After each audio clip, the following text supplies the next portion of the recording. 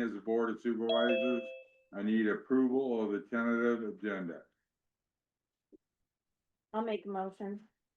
I'll second that. All in favor? Aye. All ayes? I'm on Zoom. Okay, Yeah. we're ready to have the Okay. minutes with previous meetings, thank you. Alrighty. October 20th, 2025, Chairman Rasmussen called a regular meeting of the Wright County Board of Supervisors to order at 9 a.m. Members present were Clues, Bosch, Rasmussen, Lukes, and Ellis. Motion by Ellis, second by Clues to approve the tentative agenda. Motion carries. Minutes of the previous regular meeting of October 13th, 2025 were read and approved. Approved claims for payment. Bradley W. Robson, Wright County Economic Development Board, presented the recommendation of the Wright County Economic Development Commission to hire Aaron Budwig as the Economic Development Director. Budwig would be anticipated to start in the middle of November with the overlap with the current director, Daryl Stephen Carlisle, before he retires on December 31st, 2025. Ellis would like to see the stipulations of the offer before making a decision. Motion by Clues, second by Rasmussen to approve the hire of Aaron Budwig as the new Economic Development Director pending post-offer pre-employment physical and drug screen. Motion dies for a lack of approval with Bosch, Lukes, and Ellis voting nay. Motion by Bosch, second by Ellis to table for 1 week. Motion carries with Clues and Rasmussen voting nay. Adam Clemens, Wright County Engineer, presented the final plans for project FMCO99, parentheses 109-55-99. This will be for HMA paving and milling on C25 from Madison Avenue East to Highway 69 and on R45 from Nelson Avenue East around the curve and north on O'Brien to C25 and 180th Street and from C25 west to Page Avenue. This project is estimated to cost $2,250,000 with the letting to take place in January 2026 at the Iowa DOT. Motion by Rasmussen, second by Bosch to approve project FMCO99, parentheses 109-55-99. Motion carries. Clemens gave an update on the secondary roads department. Ellis discussed her conversation with the City of Galt Council on the options to stay as a city corporation or to unincorporate.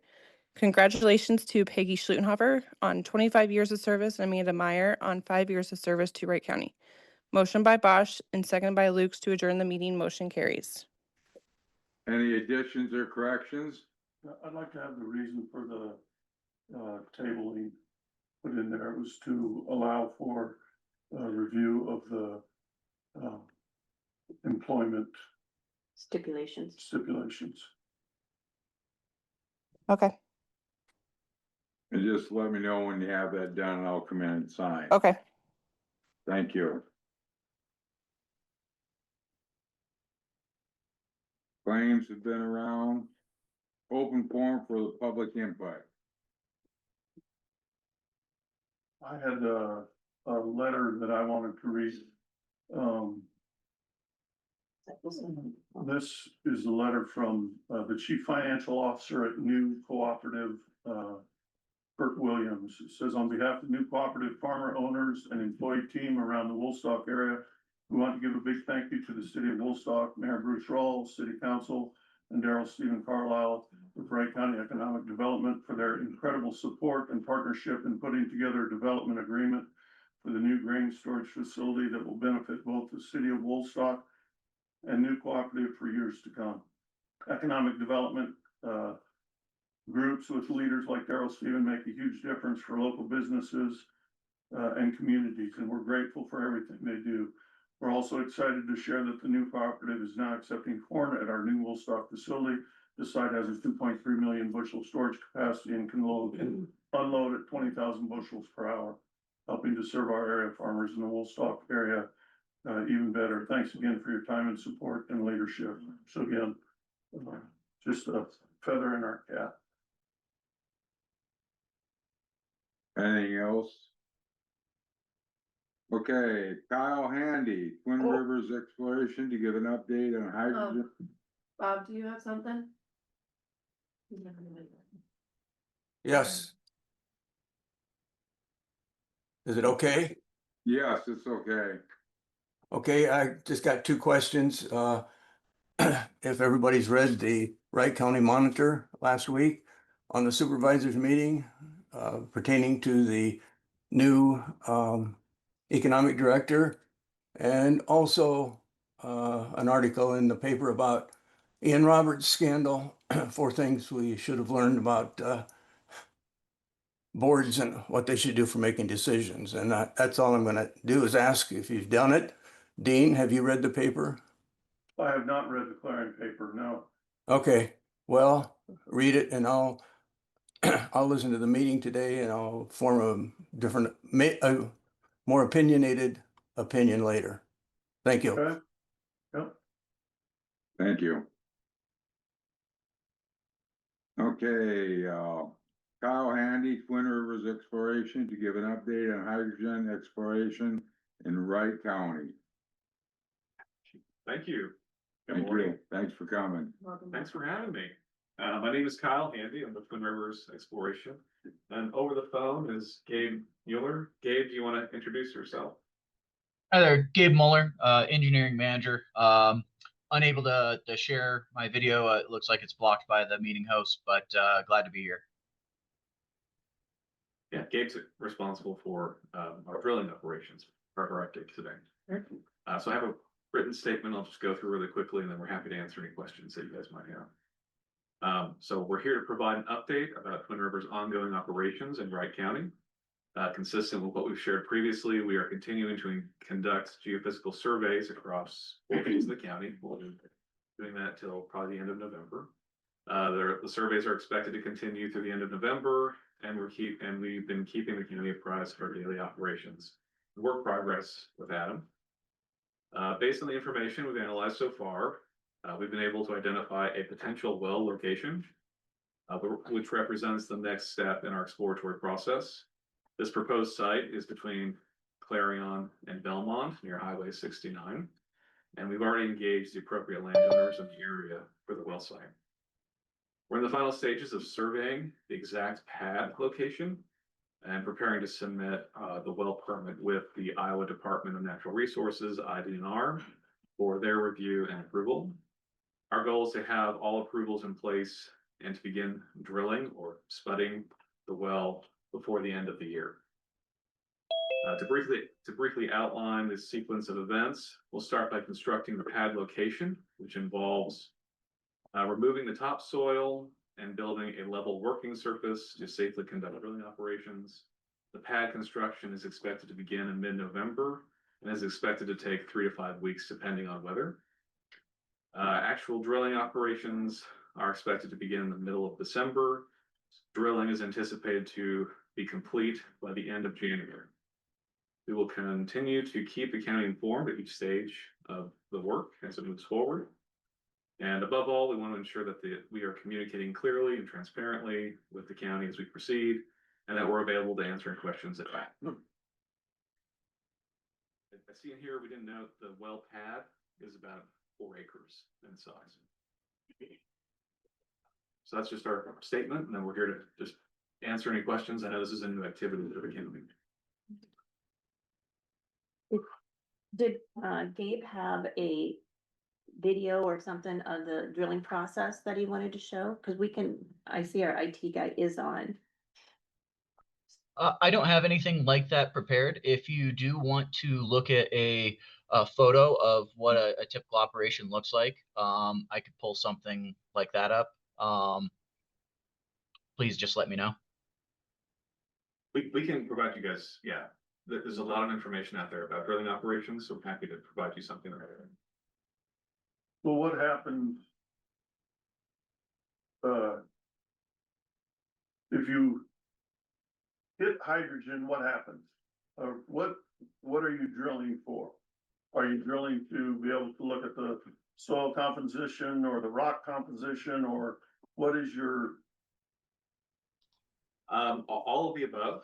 So we're planning to drill this well to approximately 10,000 feet, which is very deep for a well in Iowa. Mhm. And so we'll be testing multiple things, but we'll be able to actually see the physical rocks from those depths. We'll be able to test the chemistry of those rocks at our lab in Columbus, Ohio. We'll be able to test water samples that come from deep within the earth. We'll be able to actually see if there's free flowing natural hydrogen gas coming out of the well. those are the types of tests we can't do without drilling a well. Okay, so you did one of these over by, Vincent, is my understanding. Yes. And Yeah. what did you discover over there?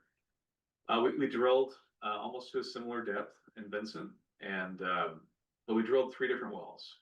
The one we drilled in the fall was the deepest well, but we were looking for the same type of information, and those wells have been plugged and abandoned as of last week.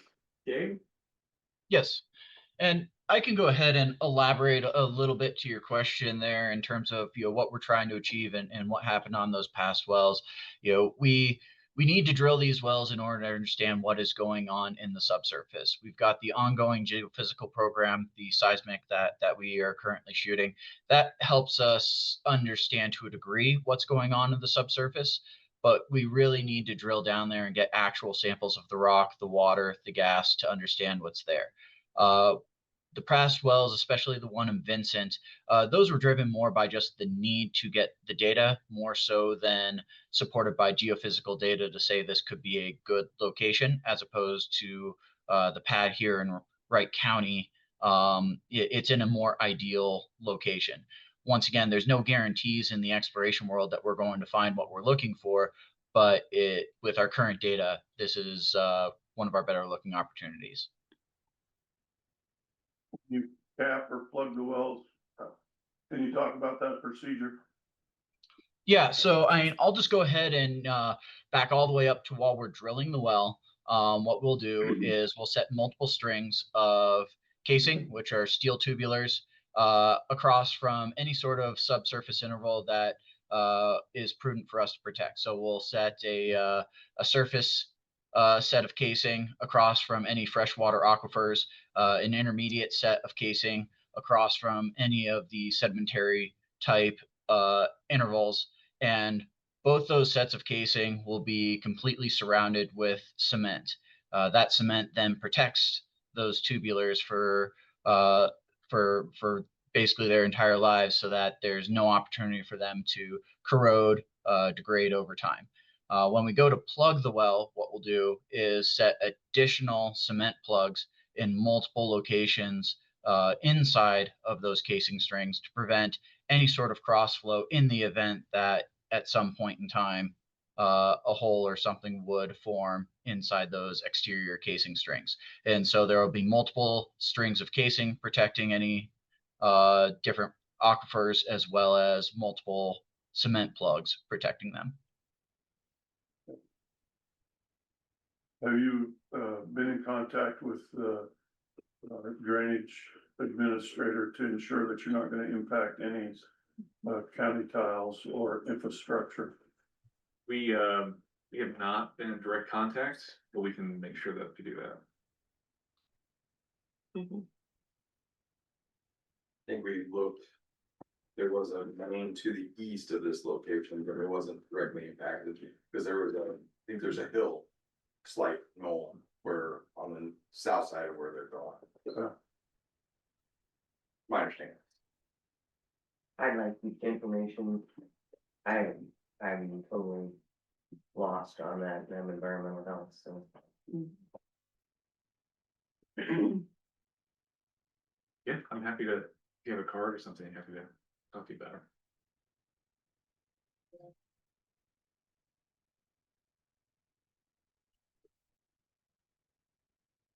Yeah, so really we wanted to be here because the pad construction will occur fairly soon, and it will be close to Highway 69. So we just want to make sure that we're transparent about we're beginning those operations relatively soon. You guys have all the information.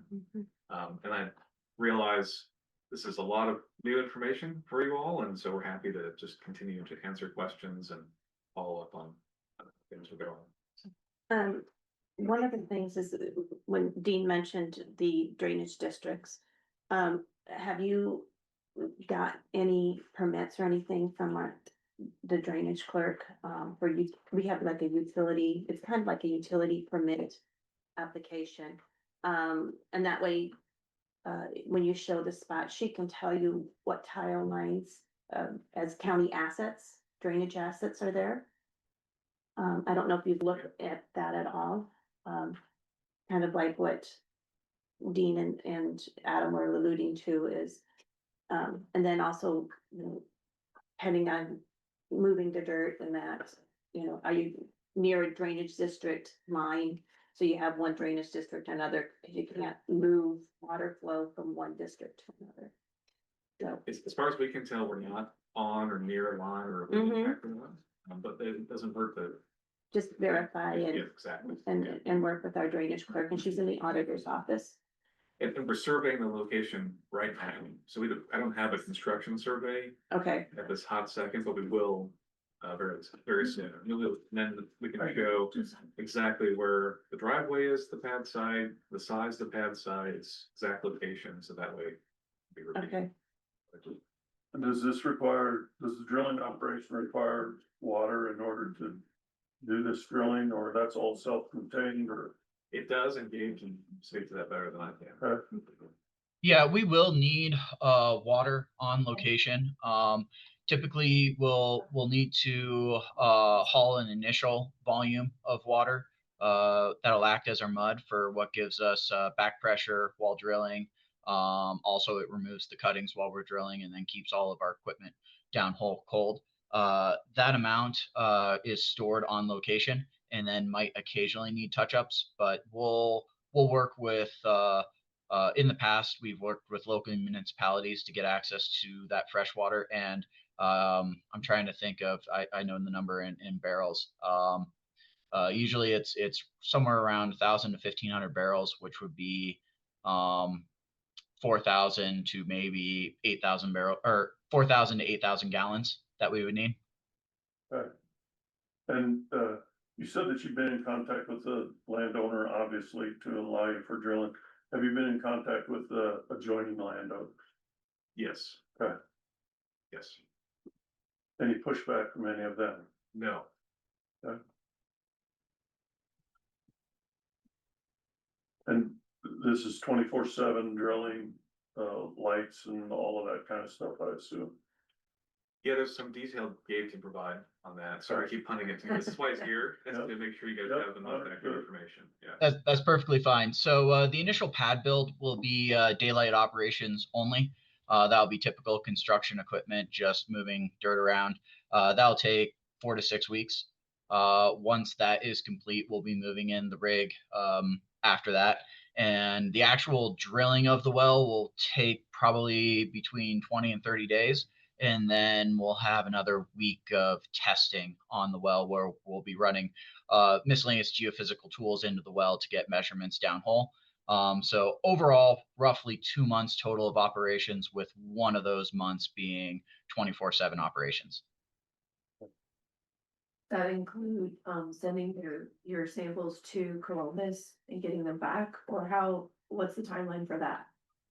Longer. That would happen. Yeah, after the- We Okay, will yeah. send all the samples to our labs, and we will have an on-site trailer that allows us on site to be able to analyze a lot of that. So we'll have a good initial feeling while drilling the well, but we won't get all of our data back and all of the tests until months after we finish drilling. Gabe, this is Betty Ellis. I'm supervisor. The two questions, in answering Dean's, was the drilling gonna be, all the time, 24/7, or is the drilling gonna be daylight hours? The second question is the used, the water that you have, is that going to be recycled and, or re-injected back down into the aquifer, or what do you do with your used water?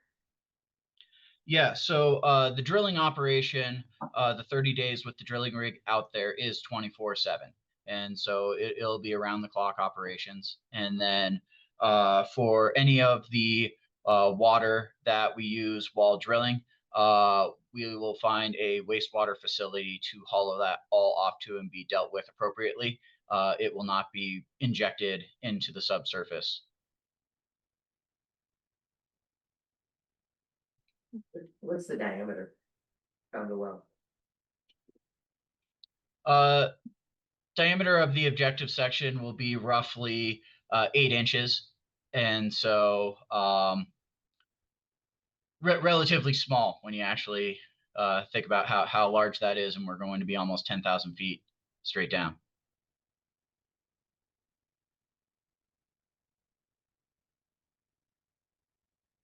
Any more questions?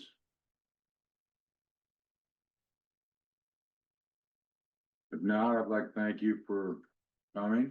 I have one more question.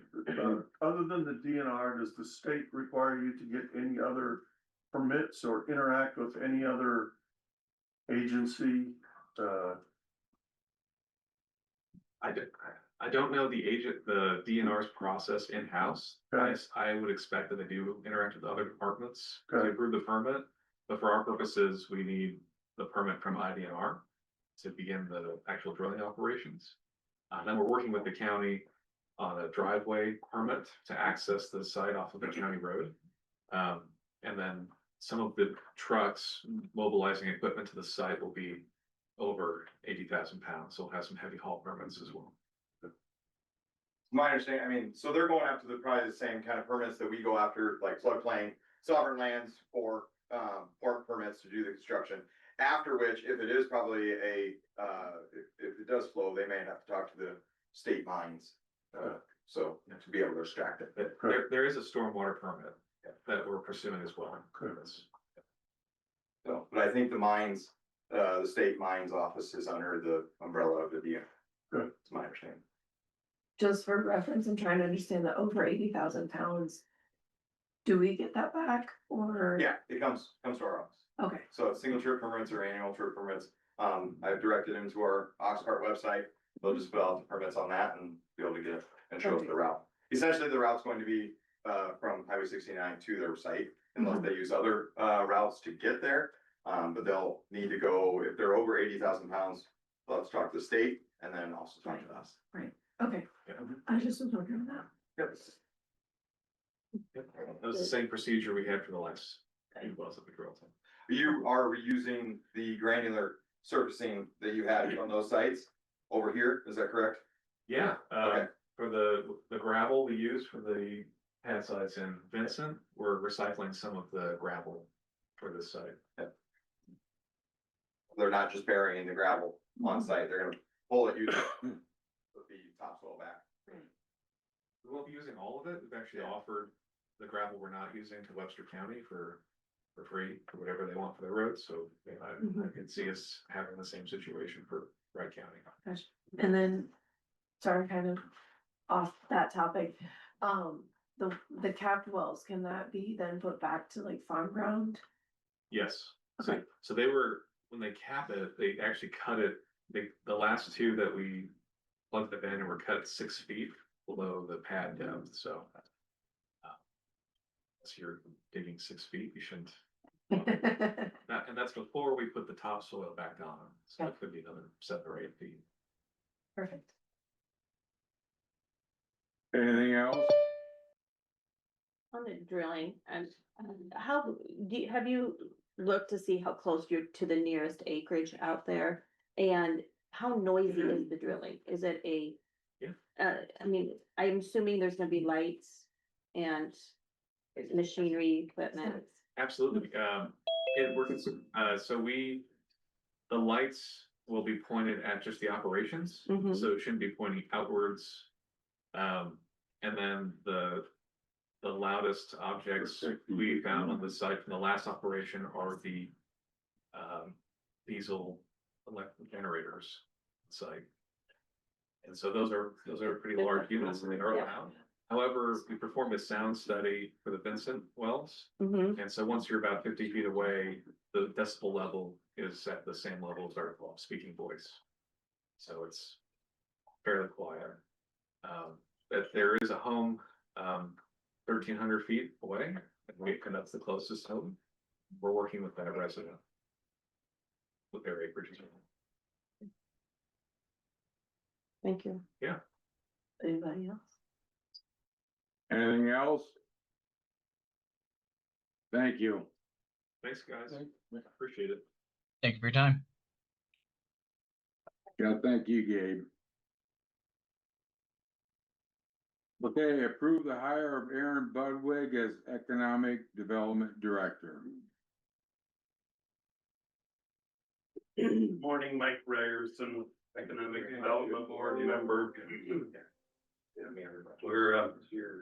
We've supplied you with the letter you're looking for the bids and the numbers and everything Aaron's been offered. Can you go over that with us, please? $85,000 salary, 26 pay periods, holiday leave, You have a cover? sick leave, cell phone stipend.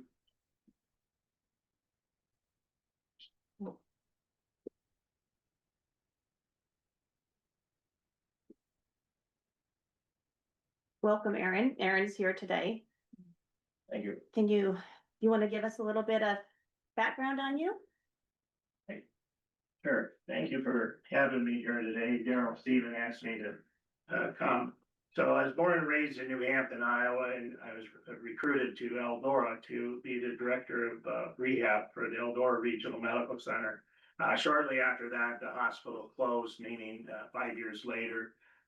Wasn't quite sure what I wanted to be when I grew up. My background is healthcare, paramedic, physical therapy, respiratory therapy. And so I became a consultant and traveled throughout the United States and overseas.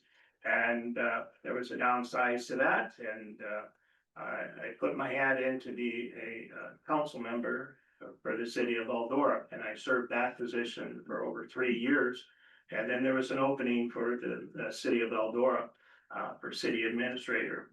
And I was encouraged by the mayor and to council members to put my hat in the ring for that, and I thought they were a little bit crazy. So I served with the city of Eldora as the city administrator on all facets of city government. So I separated my employment with that, and so I saw this opportunity, visited with Daryl Stephen, and decided to apply, and they have asked me to join the team here. I've got a lot of entrepreneurial experience. My mindset is to be very open-minded. I don't have a quick fix for anything.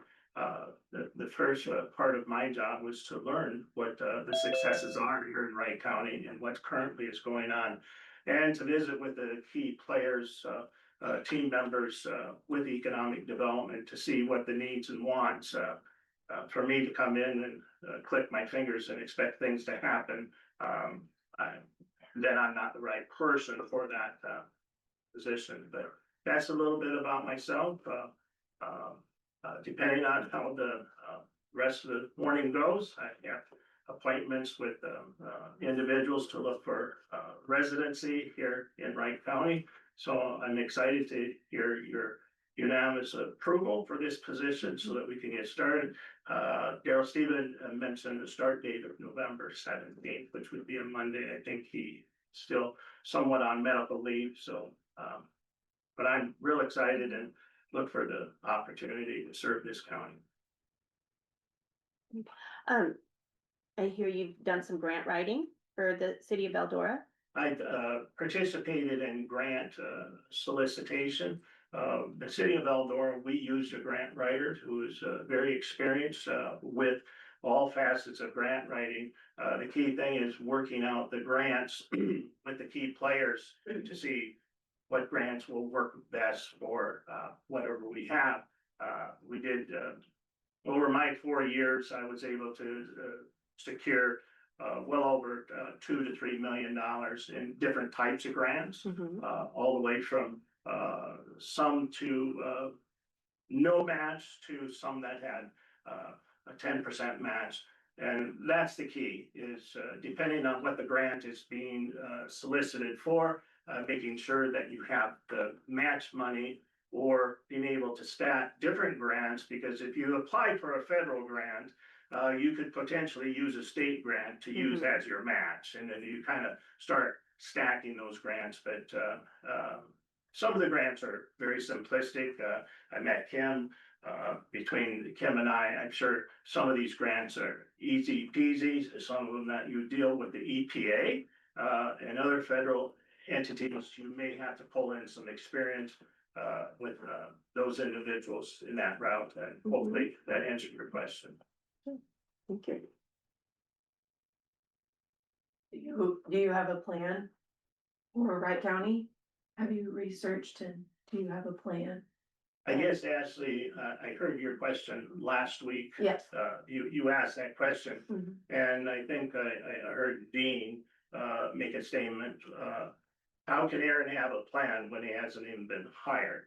So, to that end, my plan is, the first, 60 to 90 days is to learn the team players, the stakeholders here in Wright County. You have approximately 8 communities. One community is looking at is taking their incorporation out. So learning the lay of the land, I think, is the first thing. Meeting with all the different city officials, the councils, the religious community, the chambers. So learning what the needs and wants are. Daryl Stephen may have that all done. I'm all about not reinventing the wheel. So for me to say, what's my plan? Clearly, my plan is to understand what the current plan is and then tap into that and expand it if need be. Or I'm a firm believer that doing something over and over and expecting the same results is not always the best way to approach things. So if we're doing something consistently that we don't get any results, then sometimes we need to switch gears and try something different. Mhm.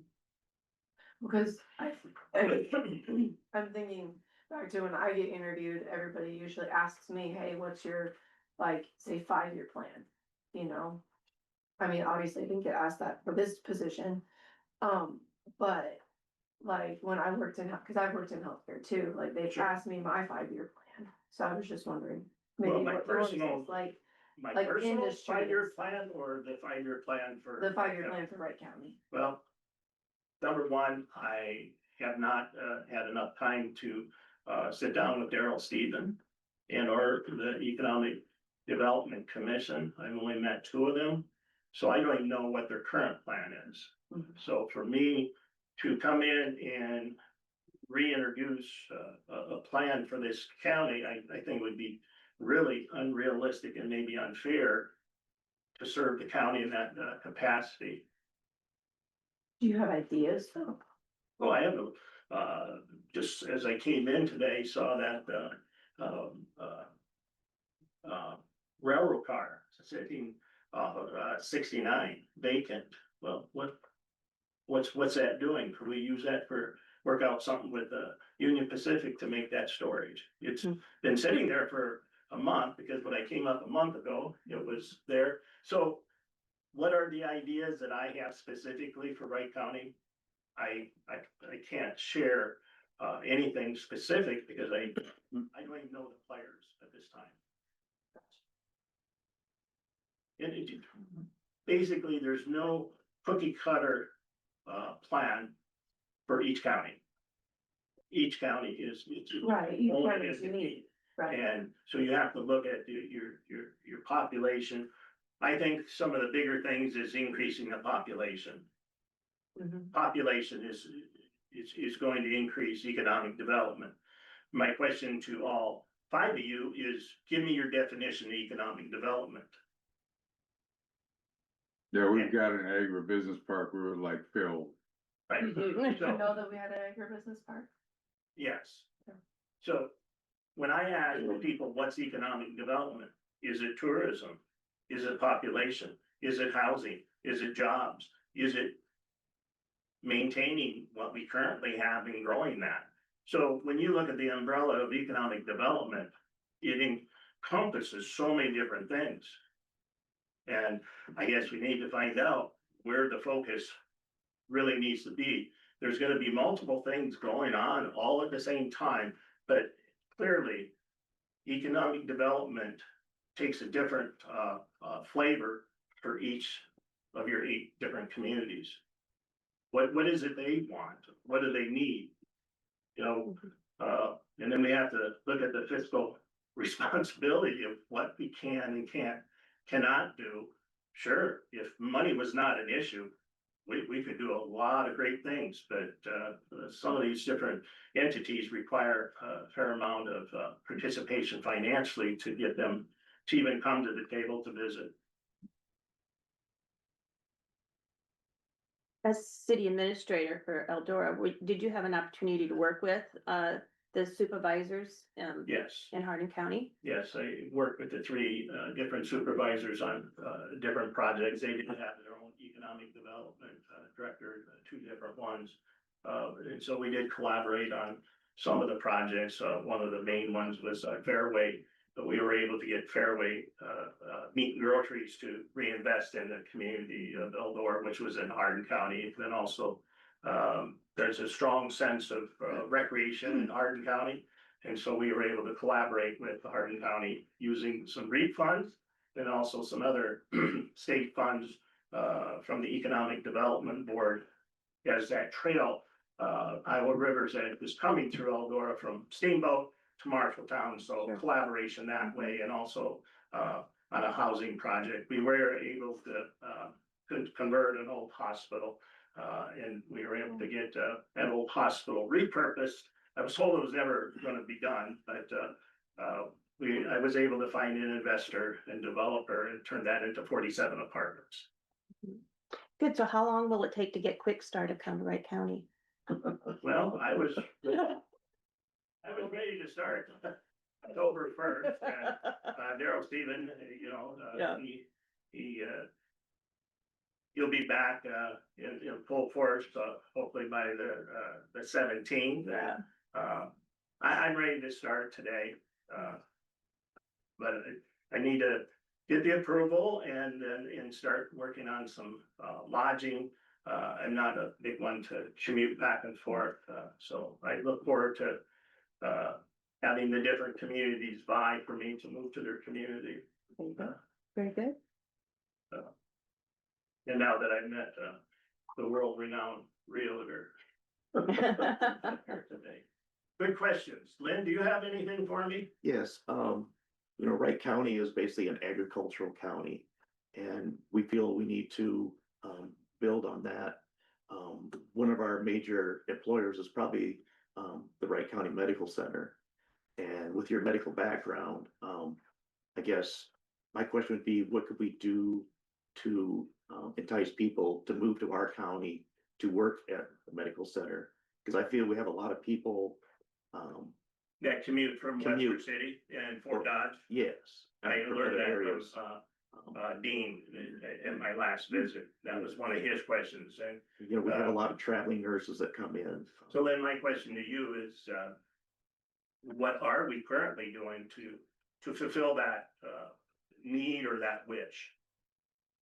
So I think in Belmont, they actually have a program where they're having kids come in and shadow, or even with the community colleges to try to get them to come in and get a feel of the situation. But I still don't think we're drawing the right people in, or I don't want to say the right people, but getting them to stay in Wright County. So, yeah, what do we need? Do you have any answers for me? Well, the answer is collaboration. I don't, here again, I met Daryl Stephen once. We've spoke on the phone numerous times. We didn't get into the meat and potatoes of the operation. So my previous job, I had meetings with a lot of different stakeholders. And when I use that word stakeholders, I know it's kind of, stakeholder, but the schools, the hospitals, the supervisors, the councils, the religious community, who do we need to visit? Because if I don't know who the players are, there's nothing I can do. Why are people electing to drive an hour or 45 minutes from Fort Dodge or Webster City? Do they have more fabulous nighttime activities? I don't know. So part of that is to understanding why do people do what they do? And then go from there. Now, when's the last time we, the supervisors, had a sit-down meeting, a collaborative meeting with a hospital board of directors? I don't know. And that's maybe something that needs to be discussed. first thing they're gonna look at, well, if we're looking at enticements for people to move here, or we're looking at paying off someone's education in lieu that you live here, Right. where's that money gonna come from? Now I'm going back to the supervisors, so everything's gonna come with a price, but you know, if everybody's on the same channel here, we should start going to the financial institutions. What can you do for 2 homes a year at a very reduced, because a lot of these people, they're just starting out with a lot of debt from college. And they're a young family, can they even get a loan? And that's some of the things that we have to look at is how do we get some of these young families to come into our community where they can afford to buy a home? So I don't have a question, but I love the first day that I'm here, if Daryl Stephen will allow it, he can make an appointment to meet with you to hear your ideas. Okay. What needs to happen to recruit these people up here? Okay. Rick? I have no questions. Okay, You answered all my questions through them, so. okay. Dean? No, sir. Okay. No. I would make, What is your comprehensive plan? Do we have a current comprehensive plan for economic development? we do not have a current comprehensive plan. Define what you, In work through Midas and has been for the last 5 years, I believe. Midas. Midas, Mid-Iowa Council of Governments, out of Okay. Fort Dodge, yes. Okay, so that you go through Fort Dodge, we went through Marshalltown. So define honestly for me what a comprehensive plan is. Because I want to make sure I understand what you're asking. I mean, I know what comprehensive plans for a city are, but for economic development, you know, what are you exactly looking for? Or the county, What's that? the county. Yeah.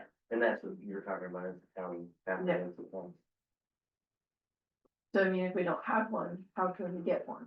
Well, here Planning again, and zoning is working on it. Okay.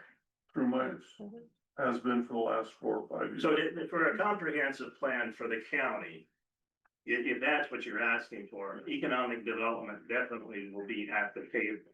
There will have to be multiple departments, all the way from, regulars, the assessors, engineer departments. They will all have to come together. We'll have to facilitate some type of, ground rules on how we want to develop a comprehensive plan. Because I can tell you at my age, I've attended a lot of different meetings where we put all these sticky notes on the wall. And then we have a document that we make. And many times these documents sit on a shelf and they never get implemented. Well, if I'm gonna be participate in something, all these stickies and all these ideas, let's set some goals and objectives that are tangible. So often we set these glamorous goals that we can't reach, either due to financial ability or we don't have the current team players. So that comprehensive plan has to be done historically from a third party outside. How that's going to be paid for would be another thing. We can facilitate it internally, but typically what I find, facilitation of plans of this nature that are done internally fail. That's what I have seen historically. Not that we can't do it. We have some very talented individuals, but many times we need, and then we have to set timetables and we have to have accountability of all the players. Because if one of the spokes in the wheel is not following through and they're just constantly going like this, we need doers more than talkers. Mhm. So that would be my approach to a comprehensive plan. When's the last time a comprehensive plan was done for the county? 2000 and, I don't know. like 2012, I think. So it's long overdue. It's no different than, you know, codification, all these things, they need to be put on a plan. But many times, and was House File 718, crawling down our neck. You know, that we have to really watch our P's and Q's, our dollars, to make sure that we're getting the best value for our consistent constituents. Can I ask a question? So would you be working more, as a county economic development, like out in the rural areas, trying to establish some sort of business? Do you feel like you would be working more with the cities? Who Well, already probably have their own Here again, economic plan? Kim's here and Daryl Stephen is online. And Daryl Stephen did very specifically said, keep your conversation limited today. And so I'm just trying to answer your questions. That is probably the biggest challenge, is to Ask them. who's gonna be there asking for assistance? You know, when you look at the county, you have under 13,000 population, I understand. Find out. And some of the communities are very low in population. But what are their needs? You know, I'm a big believer in then spending as much time as these communities will allow me. Many communities, I've seen it before, they see some the new person come in, it's like, we can handle ourselves. We can do things ourselves. We don't need the county's help. So I don't know what the relationship currently is with the supervisors in the county level, with the individual communities, but that's where I'm gonna need each one of you, because you are in these different areas, to walk hand in hand with me to show that we are here to support and find grants and so forth. You know, I'll just use the community of Dallas. It's, you know, it's under 1,000, under 800. You know, what does their municipality look like? What are their needs? You know, do they need a street project, water and sewer on their main drag? I don't know, but that would be, you know, some people say, well, that's not economic development. It sure is, because if you have your infrastructure, then that may recruit additional people to put something on your main drag. It could be a community block grant. It could be, you know, USDA money. I don't know how many of the communities that we have that are hurting for water and sewer upgrades.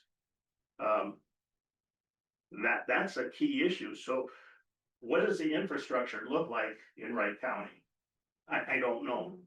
I guess because my concern is, you know, we are an ag-based county, but when we bring anything that's gonna be classed agricultural, you know, in as new business and such, you know, doesn't do much for our tax base. Yes. So I didn't know if you had any thoughts on, you know, businesses that would be located out in the rural areas. Because to me, when county has an economic development director, that it would be more working outside of city limits, but maybe not, I don't. Right, so I do know Clarion, Belmont, have their economic development or their industrial or their different commissions. Be working closely with them. Will they need as much hand holding as maybe a community like Galt or Woolstock? I don't know. Those are some things that I definitely will learn from Kim and also Daryl Stephen. But as far as agricultural, you know, the tax base, we need to increase the tax base. I mean, that's where my salary and most of our salaries come from, the tax base. So how do we increase that? So do we need to reestablish, get more legislatively so that we will have some of that? You know, House File 718, if you haven't looked at it or read it or know what's going on there, I advise you to take a look, because we're gonna definitely see a difference in how we do business. We're very familiar with it. And I'm very cognizant, you know, with my position, that the way that you increase your tax base is more people. More people, because you have more people having consumer intake, which gives you that lost money. I don't know exactly how it's set up here in Wright County, but the county receives the majority of that. You know, I took note that, you know, we're lacking some larger ticket items, it's specifically in Clarion. You know, a vehicle can provide a lot of sales tax. Well, where's that sales tax going currently for a new vehicle? Out of county. Out of county. So those are different things that I kind of look at in development of housing, rentals. Those are key things, but population is gonna drive your tax base up. More population creates more activity. Now, with the meat processing plant, being shared with me, most of those people commute in. How do we change that? Because if you can get even half the people that are currently commuted into this county, that's gonna increase your tax base. Because they're gonna have to live, they're gonna have to eat, they're gonna have to go to schools.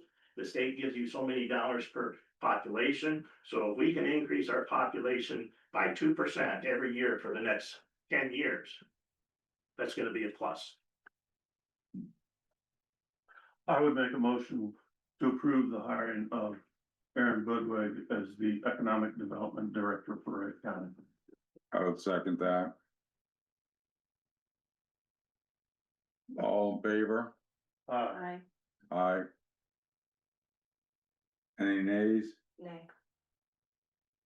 You're hired. All One right, nay. thank you.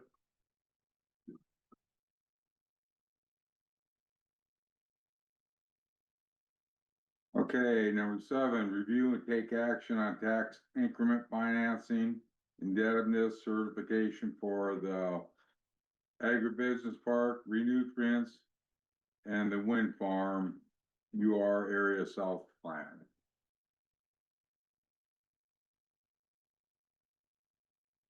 Yep, you guys have your paperwork I sent you on that. This is just showing what we have paid in debt for it. So like the prestige tax rebate and what you guys are gonna be asking for your TIF.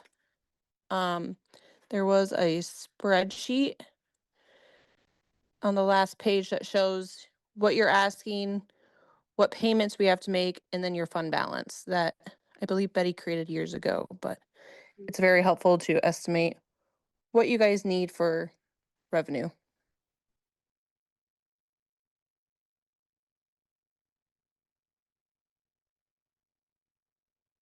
On the wind farm 26-27, it looks like we'll be requesting $213,000 in revenue. Am I reading that right, Betty?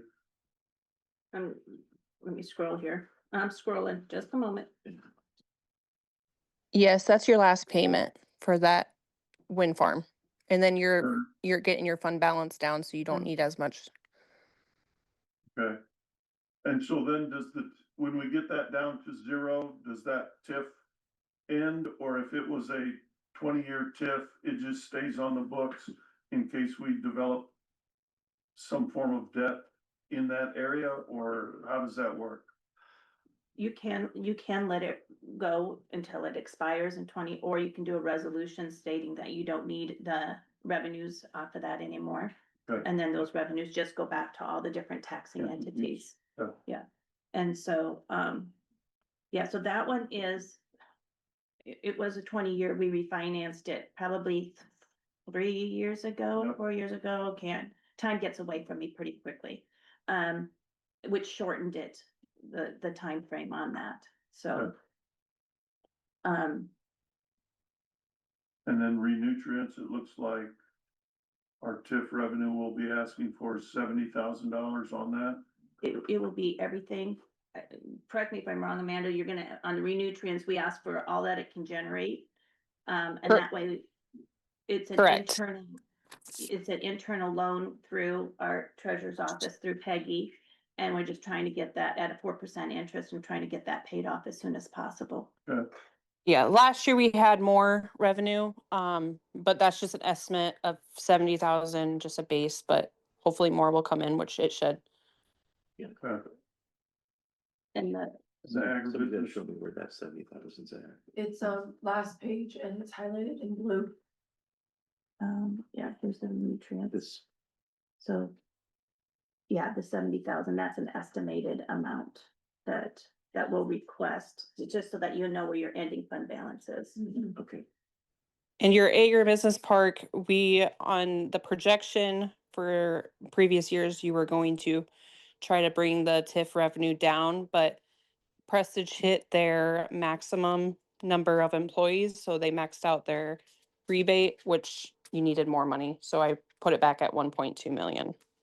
Right. Which is the good thing. Yes. Good. All right.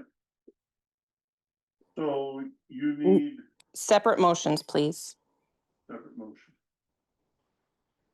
Okay, I need a motion for the agribusiness park. I would make a motion to approve to certify or to approve the certification. Approve the Amanda. certification. Approve the certification. Approve the certification of our TIF tax incremental financing indebtedness on the agribusiness park. I'll second that. All in favor? Aye. All ayes. The renutrients tax increment financing. I'll make a motion to approve the indebtedness certification for Renutrients as presented. Second. All in favor? Aye. And a note on that, they did receive their last rebate on that also. But they are still paying us the 15,000 for the road. Great. How much time frame on that? They have, I think that was payment 4, so they have 6 years left, I think. Okay. It should say it on, let me scroll and look. I have it listed on here. Including this year's will be 6. 6 payments left. Yes. Okay, Yes. thank you. Wind farm UR area south plan. I would make a motion to approve the indebtedness certification for our tax incremental financing on the wind farm urban renewal area south plan. Second that. All in favor? Aye. All ayes. Thank you. No, thank you. Adam, Gotta go quick. You have a 10 o'clock, Mr. Chairman. No. Okay, you remember? Section. Quick update, Blade's been out in their areas blading, but then also digging ditches. So we have approximately 4 to 5 miles that we've been working on to get clean this year with our ditches, with the motor graders. So they've been doing a good job with that. We split up the crews. We have about 3 crews running at the same time, going. 21 work orders completed. We're really trying to hit hard on the bridges and tile and culvert projects right now, before we hit a freeze, obviously. Before we can't dig anymore. Hauling objectives, we are completely done hauling rock this year. So the truck drivers will be out. They were out last week, dirt patching, and then they'll haul dirt if they need to for the bridge crew or do any brush cutting or ditch burning. We've had a few requests already of that up in Belmont. So mowing update, both mowers are down currently. Zone 2 mowing's about 75%. So miscellaneous update. The bridge is at 55 of 60 days. So you asked last week, Dean, what day is their 60-day mark? That is Friday. I will be sending them a letter or an email stating that, hey, once they are in liquidated damages, that it'll be $1,000 a day as per the contract after that. And so weather dependent, right? weather dependent, Yeah. obviously. Yeah. So if we get rain tomorrow and they can't work, we don't charge that day. Right. So, but if they come in for a half day, we'll charge a half day. I mean, Yep. it depends. If they come on Saturday, we can charge that day also. Okay. So, I was gonna ask, does that include weekends? yeah. I don't think it includes Sundays. I think just Saturdays. Okay. So, but they're approximately 30% done with the bridge. They just they're installing today the north pier. So they drove one piling, last Friday to Bering. They're gonna try to get the rest today. So, they do have the north abutment back or somewhat excavated so they can move to that quickly. And do they pour the abutments first before they start on the bridge, or?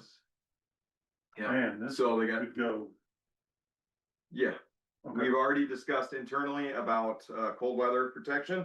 Okay. And in discussion with the DOT of how we make sure that the contractor is doing cold weather protection when we pour that bridge deck. Okay. So, Thank you. and if they can. It's Yeah. 45 degrees. It has to stay above 45 degrees? I think it's the like port? 30 some, I'll Okay. double check on that, but, we're in discussion right now. They have to put pucks in, they'll have to put, pucks into the bridge deck to make sure it stays at a certain temperature. Insulated blankets, probably some, blowers to keep it warm. Okay. There will not be any fun testing it, so. If you wanna come out, come on out, so, what's happening, so. That's all I have. Okay, Yeah, go ahead. So is that Jeremy's, or have you got somebody that's assigned that's over there? We go over there pretty much every day, all of us. If they need me to go over and take a look at something, we will. I know the guys were out, they're both out there, watching the piling, go in, cause we have to inspect that. We have to make sure it gets to bearing, we have calculations that have to be done. So whenever there's a concrete pour, we usually have one guy go to the plant, cause he has to do a slump and an air test at the plant or witness it, get a gradation, or get the rock sample, and then he'll come back. They'll follow the truck to the site, they'll pour, they'll do their testing, the air test, the slump test while we're there. And we have to, so many yards. I think it's, when we did the bridge deck, it was every 40 yards, I think it was. So, and that bridge deck was over 200 yards. We did a lot of testing that day.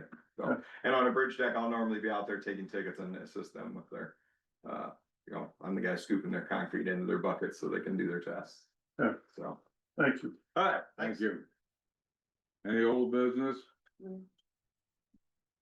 They can wait. Any old business? Last week I had. I guess you're not down the meeting, sorry. Any new business? Yes, Betty, can I see that letter? Sorry. We received a letter from, Iowa State Association of Counties, and this was from, Andrea Woodard, the executive director. We're reaching out on behalf of the Iowa State Association of Counties Board of Directors with a request for financial support for the amicus brief in the case of Cowser versus Shelby County. The question before the United States Supreme Court has the potential to impact all counties nationwide, and therefore the board has voted to weigh in with the court.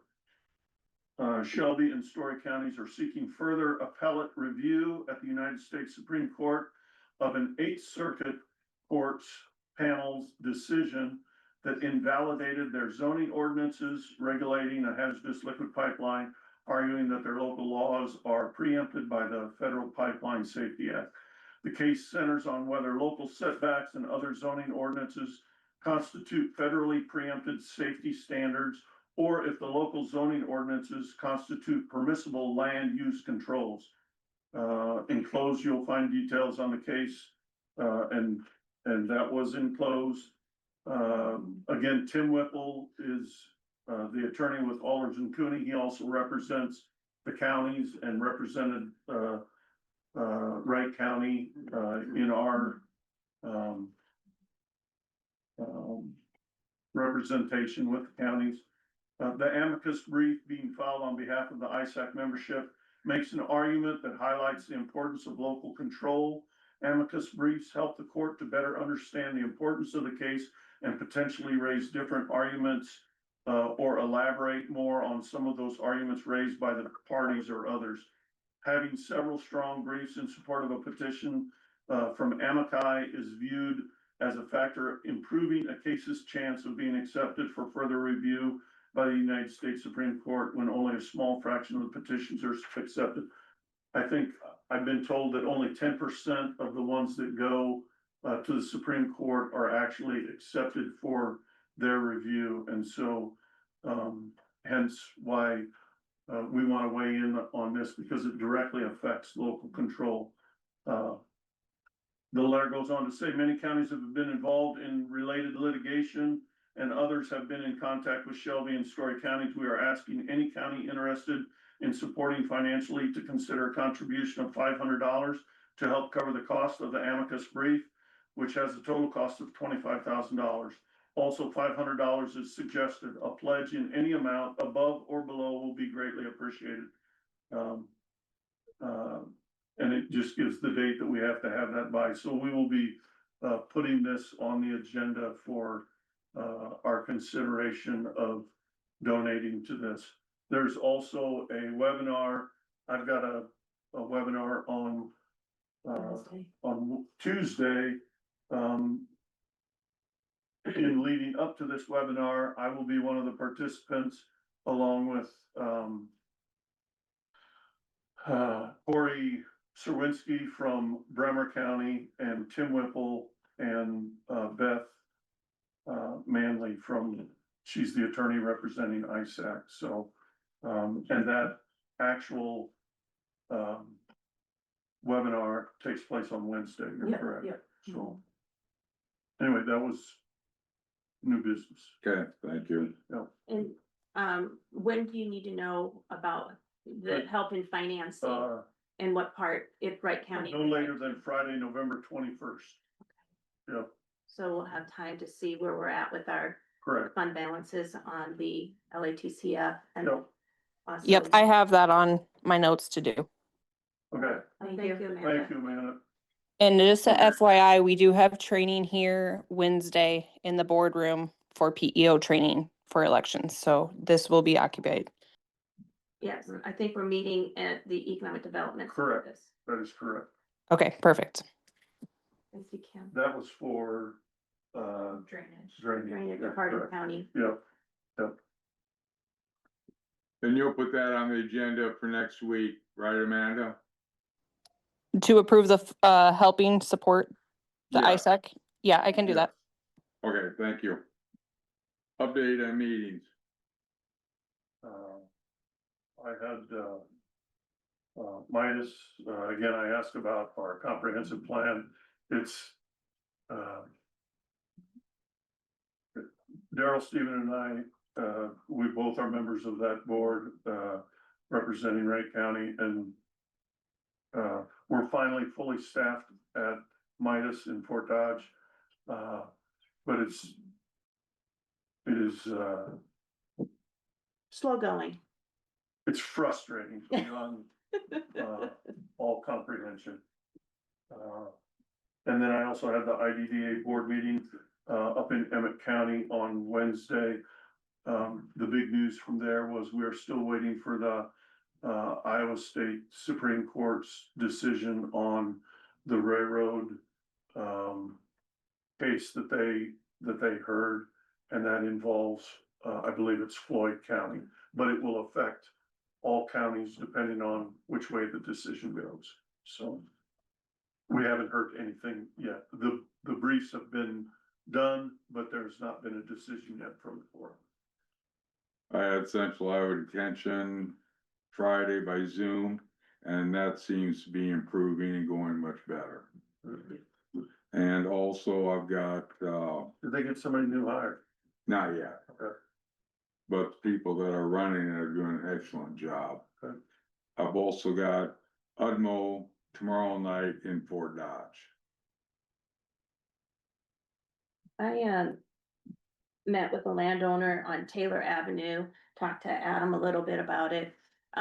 There's a lot of trees and shrubs. It looks like a drainage ditch along the roadside.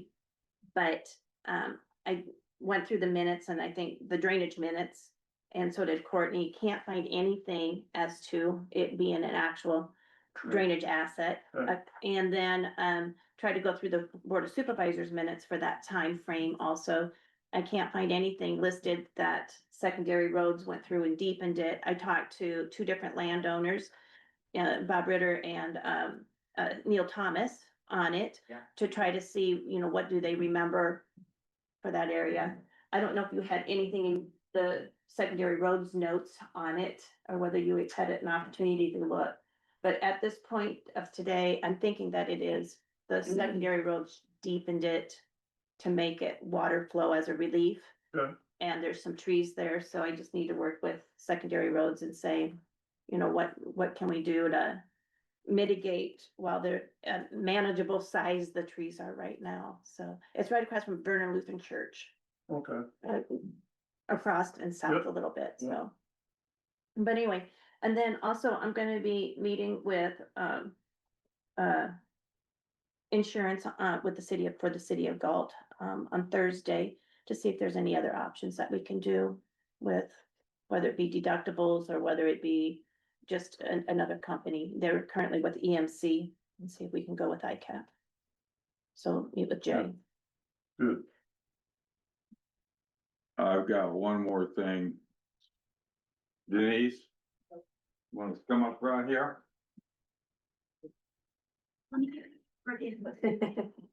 Amanda Meyer? Yep. Do you have tape recorder or is there something I can run and get for you? She asked Or- me to do it. Oh, never mind, Adam has it. Never I'm gonna mind, do it on my phone and then I'll figure out. a way to Yeah, do it. we're just gonna do it on our phone. thank you, appreciate it. Wait for her to come back. They can get rid of your Saw your picture on the website with our treasurer Yeah. of 25. This is certification of achievement for Denise Baker in appreciation of 30 years of dedicated service. It's a long time. Congratulations. Congratulations, Denise. Yeah, 30 or 40. Hopefully you get another 30 years. No, that ain't happening. Thank you. There's a lot of longevity sitting there. Yeah, there's. Between you and Peggy and. Anything else before the board? Must be 100. Almost. Almost 100 years. I'll second. All in favor? Number one. All Who ayes. adjourned? Who motioned? I'm sorry, I missed that. Lynn motioned, Okay. I second. All right, thank you. You wanna do yours? Yours gonna take very long? No, pretty quick. Okay. We will now convene as the drainage trustees. Courtney, would you, oh wait, excuse me, Make a motion to approve the tentative agenda. thank you. All in favor? All ayes. Okay, would you read the minutes of the previous meeting fast? Yes, Wright County Board of Supervisors met in regular session as trustees of the drainage districts with the following members present: Rasmussen, Cluse, Lukes, Bosch, and Ellis. Also present were Courtney Moore, Strange Administrator, and Amanda Meyer, Auditor. Other interested parties were Robert Watts, AJ Taylor, and Shannon.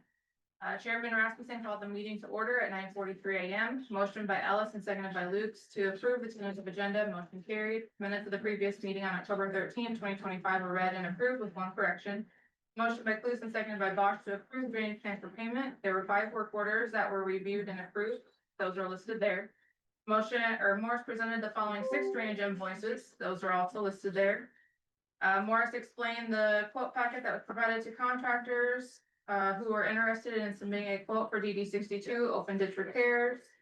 7 contractors requested quote packets with 2 returning quotes. A letter was also sent to the landowner of the deteriorating bridge crossing, who called after receiving said letter and stated that he was unaware the bridge crossing was even there. An agreement was drafted and mailed to said landowner in order to obtain written permission to remove the deteriorating bridge crossing. Quotes for DD repairs were opened and reviewed from Henniger's Construction LLC in Clarion and Pedersen Excavating from Humboldt. Henniger Construction LLC submitted a quote of $126,500 and Pedersen Excavating submitted a quote for $78,358 with the dirt and seeding, or $82,443 with riprap. Motion by Clues and seconded by Lukes to appoint Pedersen Excavating as the contractor to perform the repairs to DD 62 open ditch. Motion carried.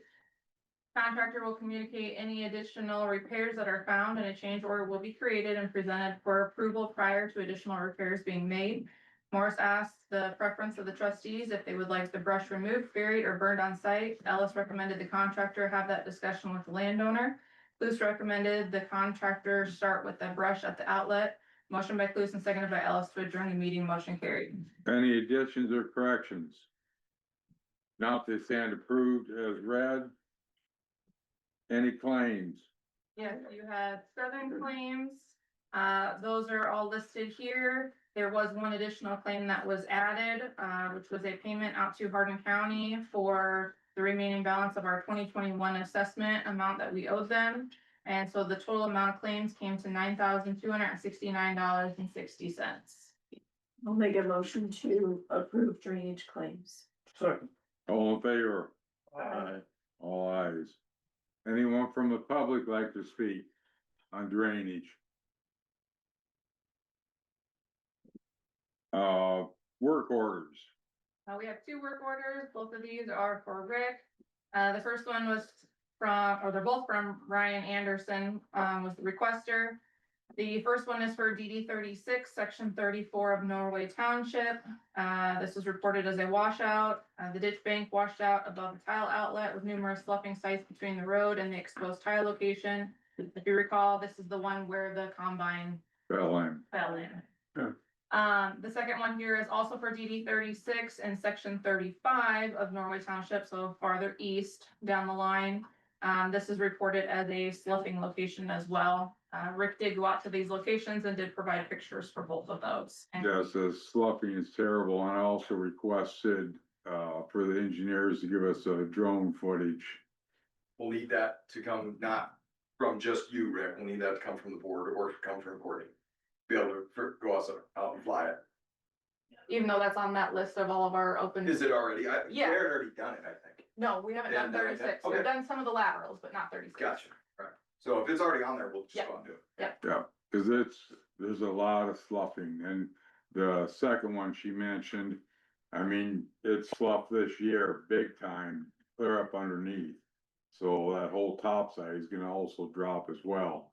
It needs some major work done.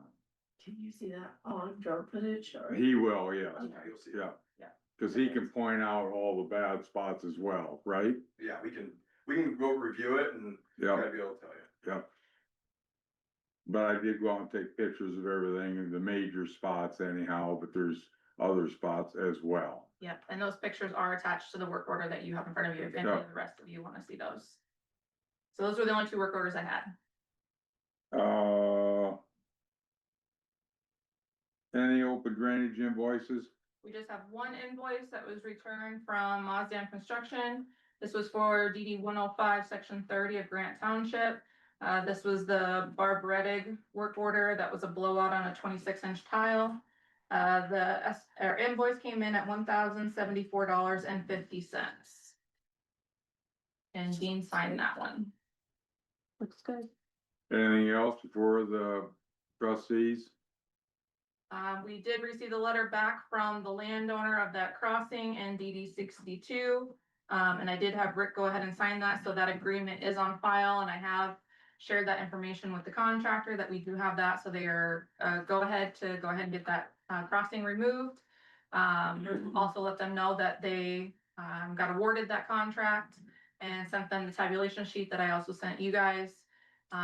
He did state that he was going to try and get out there yet this fall, but he wasn't sure if that was going to actually happen, weather permitting, because they have some other stuff they were doing for Humboldt County.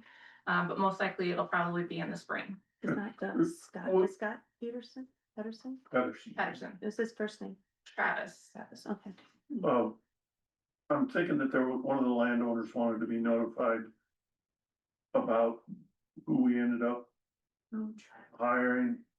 Do any of you recall that?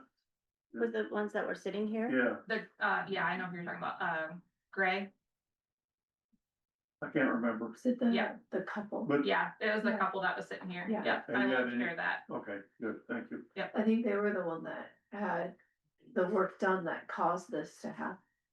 I think, or that caused the investigation to happen or no? Mm-mm. Okay. No, they've been the one that has asked a lot of questions. They've had a lot of Okay. concerns with, the district removing the crossing at the district's expense and not the landowner's expense Okay. that owns the crossing. Gotcha. So. Anything else?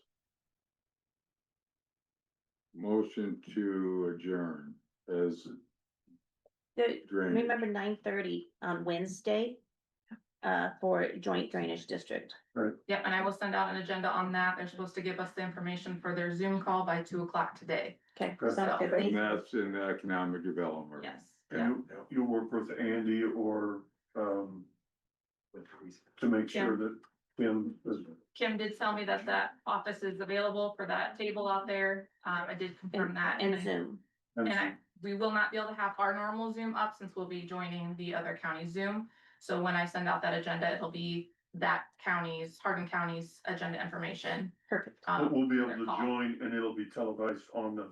Yeah, on the yeah, screen. so anybody in person will be able to see it. Okay, We just won't have our normal like we have right now. gotcha. So if you're not back from your appointment, you can call one of us and we can get you on, Yeah. at least on our phone. Or you can join on the Hardin County's information, which will be on the agenda that I sent Okay, out. all right. I made a motion to adjourn. I'll second. All in favor? I- I- All ayes? Thank you. Thank you.